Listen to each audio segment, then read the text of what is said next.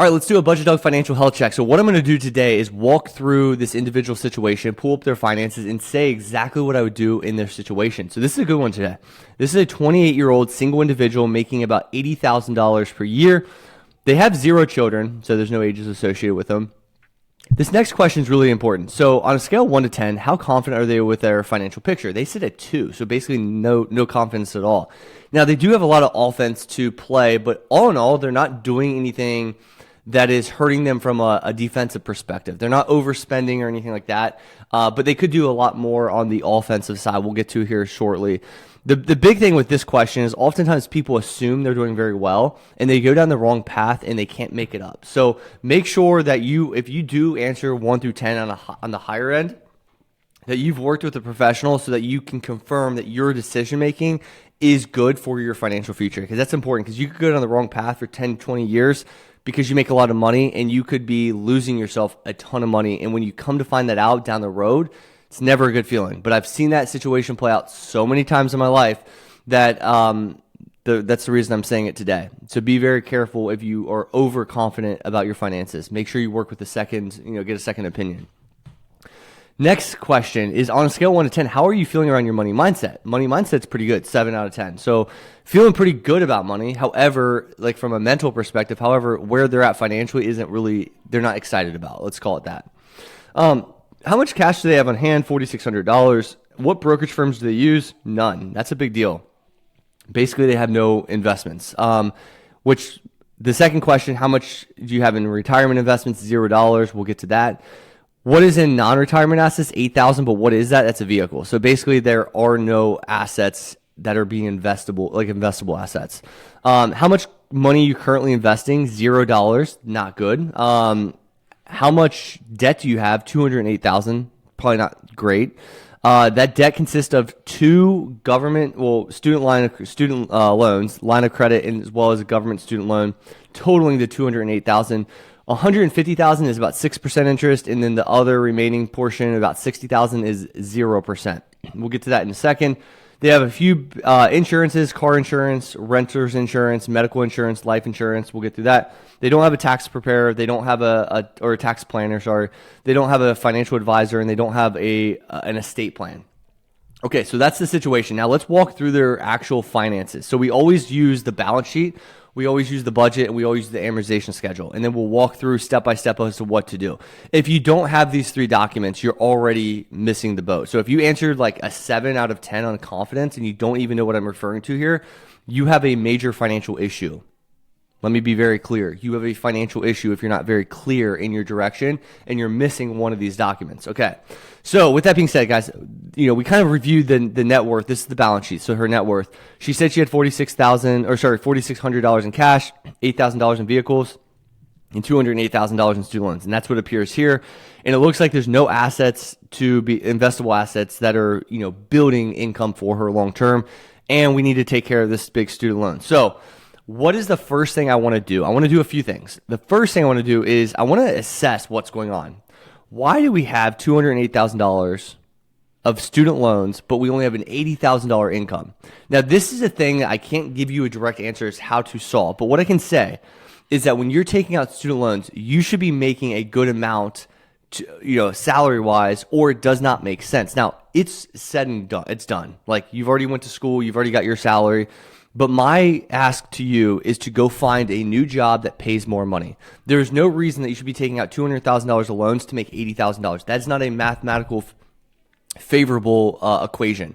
We want to, when we go to school, one of my big rules of thumb is to only take out the amount of debt that you make in the first year out of school. So let's say, for example, myself, I was at Deloitte, and in I don't know what year that was, 2014, 2015, I was making $50,000 a year. So my rule of thumb was, for my student debt, I could not take out any more than $50,000. Now, I ended up taking out about $40,000. So, let's call it 80% of my total first year salary. If you're a 1X or below, you're in the clear, because you can pay that. It's reasonable to pay off. And I know that college, as much as I would love to go debt-free to college, I understand for the children out there that parents don't save, it's going to be hard for them to do so. in the 4-year school starting at 18, just given, you aren't able to work till 16, technically speaking. So in this situation, this is way too much debt that you took on. Now, again, this is something that's already happened. So we can't change it. Now, if you look at the actual percentage of, let's call it $80,000 divided by 208,000, we're looking at like 38%. You're making income of that. It's like reverse equation. And so if you look at reverse and you do 200,000 divided by 80,000, you're like 261% over and above that thing, 2.61, let's call it. So 2.61x multiple when you should only be a 1 or less. And that's not a good place to be, because now we have a very hard situation to get out of, and we don't want to put ourselves in bad situations. And a lot of the biggest issues in finances are the big ticket items. It's not necessarily the coffees and stuff like that, but it's the house, the car, the student loans, et cetera, the food potentially. We need to make sure those things are in check, because if not, like, these are things that like pigeonhole us for years. Okay. So my thing to you is to go find a new job that pays at least $12,000 more. There's no reason with an $80,000 salary you cannot be making $96,000, $100,000, $120,000, just at least 92, at least $1,000 more per month, where that gives you way more comfort. Now, it's not going to solve everything, but it's going to be a huge start. And if we can get $1,000 a month, and let's get that take-home pay. So take-home adjusted, $1,000 a month. That gives us an extra $12,000 per year to work with. That's significant to our overall plan here. And there's no reason with an $200,000 plus student loan debt making $80,000, we cannot increase our income. There needs to be an aggressive job hunt. Now, you might not like that answer. That's the reality. We got to make more money. And so that's where we are at. And I know with that type of student loan debt, you should be increasing your salary every single year going forward. But let's take a huge jump, maybe job hop, whatever the case is, to find that nice job that gives you extra comfort room here, because we're going to need it in this situation. Now, secondly, is our student loan on our total amortization. So government debt does count. Like, I know on our initial run through of the finances, we had $150,000 at like 6%, and then the remainder, about $60,000 at the government loan debt at 0%. But if you look at your balance sheet, you have it listed here, the $59,000 right here, about $60,000, right? If you go over to your amortization schedule, we don't have that listed, and that is a very important piece of the puzzle. So when you go to your amortization schedule, we have our debt lined out for the $150,000. But just because another debt's 0%, or even on deferment, it needs to be listed over here, because that's where people go wrong. They don't list things. They kind of do it. They kind of do half in, half out, and they don't see the financial picture in total. That is your debt. Although it's a government debt, although it's 0%, it's still your debt. You still owe it at some point in time. And so that needs to be over here. We need to map out a plan specifically and precisely for that included in this overall plan. Now, right now, I have $149,000 listed there. You have an extra $600 going there right now on a given month with a minimum payment of $741. We'll get to that in a second when we look at the budget as well. But that needs to be included. I see this oftentimes, just another, if you're listening to this, you're like, where else does this happen? HSAs and medical debt. I had a friend in high school that what they did essentially is they were paying their medical debt off with their HSA, and their HSA came out before their paycheck. So they never saw the take-home pay, obviously, within the HSA, and they never looked at that medical debt as an actual medical debt, which was silly. But this is what people do. They play funny little tricks on themselves. They don't include medical debt because it's coming out of their paycheck before they get paid, and that would kind of take care of itself. That is still yours. If you lost that paycheck, if you lost that job, you would be out. That would be your debt to pay. So it needs to be included in the situation, or else you're going to just sell yourself short. This is all about clarity. And if you don't have clarity in your own situation, it gets really, really complicated really, really fast. Okay. So the third thing I want to look at is my insurance assessment. Okay. So far we want to make sure we have an aggressive job hunt for an extra $1,000 a month take home, which is totally reasonable at the degree that you have and also the debt that you took out based on market rates. You should be well into the six figures, in fact. Secondly, add all debts on your amortization schedule, no matter if it's 0% in deferment, whatever the case is. Third, insurance assessment, life and car in particular. So when I looked at your PDF in particular, so let's pull this up one more time, the overview. and we looked at your insurances. We saw 4 insurances listed, but specifically, I saw car insurance of $220 a month. That is a lot of money for an individual, especially a 28-year-old, to be paying per month. I will tell you this. When I was in Northern Kentucky, Cincinnati area, I was only paying $60 a month for a Hyundai Sonata. Now that was a 2011, and we're talking in 2020s is what that's, when I was paying that money. When I moved to Texas in 2023, and we had the same car at the time. We had 2X on us, which was 60 to about 120. And so then we got a newer car at that moment, and it actually dropped because of safety ratings. So it actually dropped to 110 per month. And we were paying 110 per month. Now, over the last couple of years, about 2 years, it's jumped each year on us, but we're still only paying $148.75 per month for a family car or SUV. And that's about a $45,000 vehicle. And there's no reason you should be paying $220 a month if I'm paying in a very expensive state, $148 a month through Progressive. Now, we used an insurance broker. I have access to insurance brokers. If you just reach out to me, I can get you an insurance broker. But insurance brokers are going to be used in this situation to go shop the market for understanding the coverage that you need, but finding you the best rate with that specific coverage. That's an important piece of the puzzle here. So you are overpaying in car insurance without question. The other thing is you're single. You have no dependents, but you have life insurance. It's only $6 a month. I get that. Sometimes you're just opted into it for $150,000 of coverage, but you don't need that. So I would opt out of that unless you have dependents. Life insurance is not needed with that situation. Your medical and your renters is totally fine, but that's another assessment I would definitely be doing when I'm breaking every little detail down here. Number 4 is let's redirect extra cash flow from student loan to offense. So when I was looking through your student loan on the amortization schedule, what I noticed was you were paying an extra $600 to this, and you can see it right here in this extra additional fixed monthly principal. There's not a bad thing to pay extra to your loan, but that's not what we want to do right now. You are 28, you have a 5.95% loan, and you have no investments. We're teetering on the line of that 6% or above is where we typically pay off debt, this type of debt before, but with potentially refinancing down the road, potentially, probably not at this moment in time, but down the road potentially, also with an increase in salary and also with where your assets currently sit and your financial goals that you listed for me, we need to redirect this cash flow to play some offense. I'll show you exactly how to go through this process in the most strategic way. So let's do that. So the first thing I want to do is look at your actual budget itself. And when I look at your budget and I see the expenses estimate tab, let's zoom in a little bit on this. We have a lot of things going on here. So specifically, we have a pretty reasonable budget, I'd say overall. If I look at it from a summary point of view, you're not spending a whole lot of money and you're making a good amount of money right now, but you could be making a lot more. So in a given ideal month, which, you've listed the extra $600 here. I kind of went to February as an ideal month.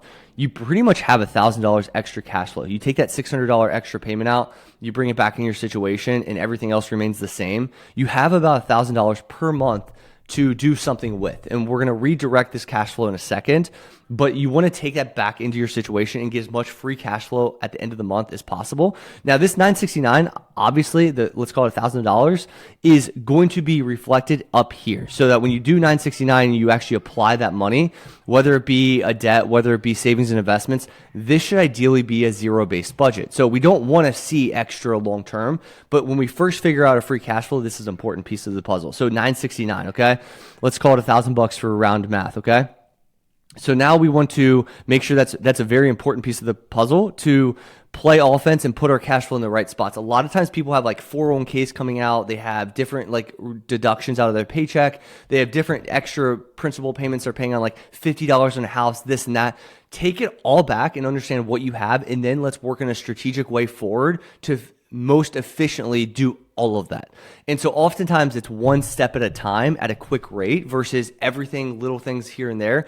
This is going to help first off, the human mind as in just general it benefits from this. This is what people thrive on typically. They don't thrive on multitasking. It's been proven time and time again that people are really bad at multitasking, but what they're really good at is doing one thing at a time, and they usually move a lot faster. So that's what I want to do here when I'm thinking through this situation.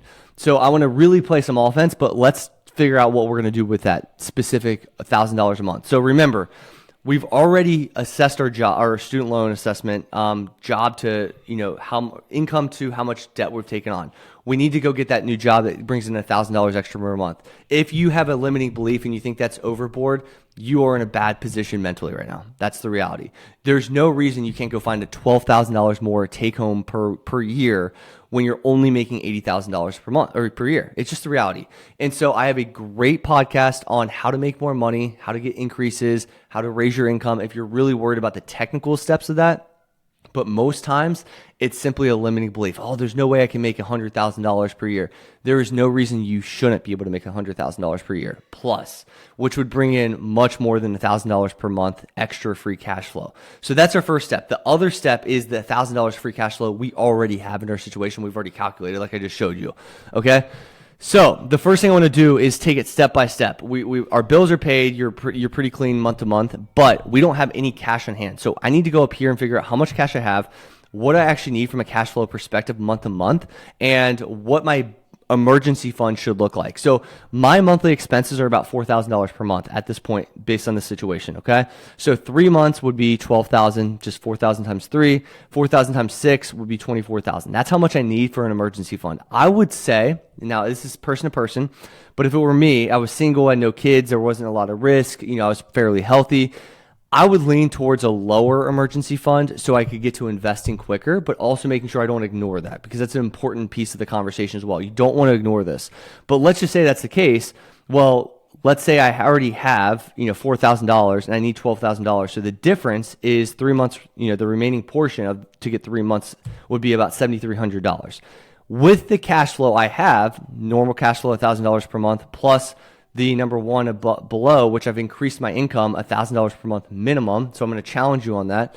We would have $2,000 a month cash flow, which would only take about 3.5 months to build our emergency fund, which is super quick. And once we have that, we can move a lot faster. Okay. So instead of doing a little bit here, a little bit there, a little bit to emergency fund, let's just knock this emergency fund out because this is the most important thing. We can't do any of that if an emergency comes and we don't have an emergency fund. All of a sudden things go haywire. Let's get this in place first. So 3.68 months, 3.5 months, let's call it. Okay. So our emergency fund set up. We're current on our bills. We still have that low, let's call it a low interest student debt.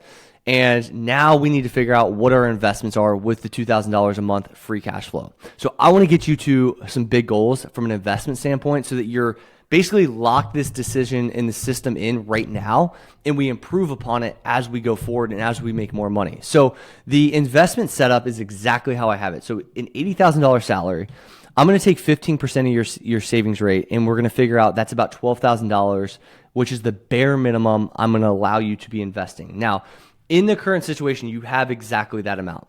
You don't have the extra $1,000 yet to make it, $2,000 a month, which is $24,000 in total, but you do have the bare minimum. So in this situation, we're playing all offense with that $1,000. And when you get that raise, then we're going to do the extra portion of this right here. But basically, the 80,000 times 15% is 12,000. Now, in order, sequential order, I'm going to do the match, the 401k match. I did 5%. I don't know what your match is technically speaking, but don't worry about that. It's pretty straightforward. Just adjust the calculation for your specific match. If it's 3%, whatever, it's going to turn out to be the same number ultimately because the way this is set up. So the first portion goes into that, whatever you get for the match. Okay. So I did 80,000 times 5%. Your Roth IRA, we're going to max out second given your income. And then lastly, we're going to go back to the 401k. So if you let's say you got a 4% match, it's just going to adjust down here to the third step, but it's still ultimately the same total. As you can see, 4,000 plus 1,000 is 5,000. And if you go forward like we just did, 3,200 plus 1,800 is still 5,000. So it doesn't matter, but that's how you calculate this within the framework, okay? My retirement bare minimum is $12,000 per year, which is a $2 million pace on a 30-year term, which creates an $80,000 lifestyle, which is what you have right now, technically speaking, before taxes and also dealing with all your other stuff and saving and stuff. But when you're living on $80,000 a year, You just have expenses. You don't need to be putting money away at that point in time. So that's a very clear distinction and important to understand. So $2 million pace, $80,000 lifestyle is a great place to be. But when you get this raise, we're going to put the additional $1,000 per month in the brokerage account with $12,000 total for a $24,000 total calculation per year as a bare minimum, which will then create $4 million pace for your investments over 30 years, $160,000 a year lifestyle, which is much better. Now, we have our floor set. This is pretty hard to beat. If we want to turn this into an account monthly automations, your 401k realistically turns into $416 per month. You just do that times 12, which is $5,000 per year, 5,000 divided by 80,000. They might ask you what percentage you want to put to your 401k. As you can see here, about 6.25% is what you want to put in there. It might tell you a whole number, 6 or 7%, just rough estimate. The other thing is the 583, 7,000 divided by 583, or divided by 12 is 583. And then your $12,000 in the brokerage divided by 12 is $1,000 a month. There's the $2,000 total. Now we have a base set up. This is a really hard thing to lose. So I want to set up all of these account automations. Everything is automated. This is an important piece of the conversation. You have to automate this whole process. Once that's automated, everything from here on out, income increase wise, is going to only benefit you from a lifestyle perspective. Now, I want to show you and go back. I'm 33 now. So back when I was 23, 10 years ago, my wife and I set the stage, our living standard as to how much we're going to spend per year. We set our investments up. Now, once we increased our income each and every year through annual promotion or annual raises, promotions, job hops, all that kind of stuff, all of the extra money that started coming into our situation was then put towards our investment goals because our lifestyle stayed the same for about another 7-8 years after that. The reason we moved so fast is because what I'm doing here for you is setting you up. We want to set this pace right here. Now, let's just say you go and get another job. You get your first job, you get the extra $12,000. But then you get a huge bonus or you get a huge raise.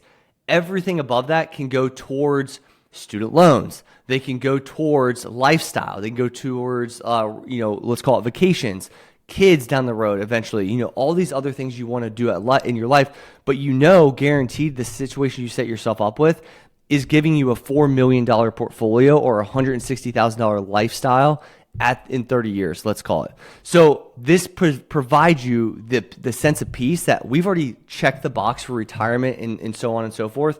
And during this 30-year window from let's call it 28 to 60, before I actually retire, I can then just move the needle upward from 60 to 55 to 50 because every extra amount of income can either go to lifestyle, which improves your lifestyle, or it can speed that journey up from 60 on to 55 or 50. It is your decision, but now you have decision-making power and you have a system that automatically checks the box for retirement. That's how I always operate. I always make sure the retirement's set at 60 and I kind of see this box, this window, the current age, and the actual retirement window. And once we check this box, everything to the right of this box is good to go for life. Like you're good for the rest of your life. Now, how do we move this box up so the window for like lifestyle for the rest of my life becomes larger? That is exactly how I want to get you to. And when we can figure this out and we understand the mathematical equation behind this, it's super simple. But we've checked this box. So now we have a window of, let's call it workable years or uncertainty where your lifestyle is not fixed, guaranteed. So that's from 28 to 60. Now, 60 on is guaranteed $4 million pace, $160,000 lifestyle because we've set that up. Now, how can we make that, let's call it, you live to 90, that 60, 90 year gap, how can we turn that 30 years to 35 years, which is then 55 we retire, or 40 years, which we start at 50, and we live that life longer than our current life. And what we want to do is shift that equation from workable years to non-workable years. That is how you're going to actually win with this with money. So this sets you up with this calculation to give you that leeway to know that you've already set that initial thing in motion. Okay. Now, like I said, we're going to pay minimum on the student loans for now until a job raise, and then we're going to decide the priority after. So once we get the job raise, we can start to shift our goals. Do we want to shift our debt up? Let's just do some math, okay? So there's no guessing. We don't need to guess on this. If we are doing, for example, $741 a month, $600 extra principal as of now, we're going to take that out. So this is going to take, technically speaking, this is Looks like the interest minimum payment 740. Let me put 741 right here. So 741.31. They had this kind of messed up from a math perspective. I don't know what they did on here. $600. I think they took out the calculation potentially. So okay, let's just say we're gonna pay this off even faster. So let's 2x this. So this 10-year plan as of now turns to, let's do 1200. This is going to turn to 96 months. Let's call it 8 years. 8 times 12.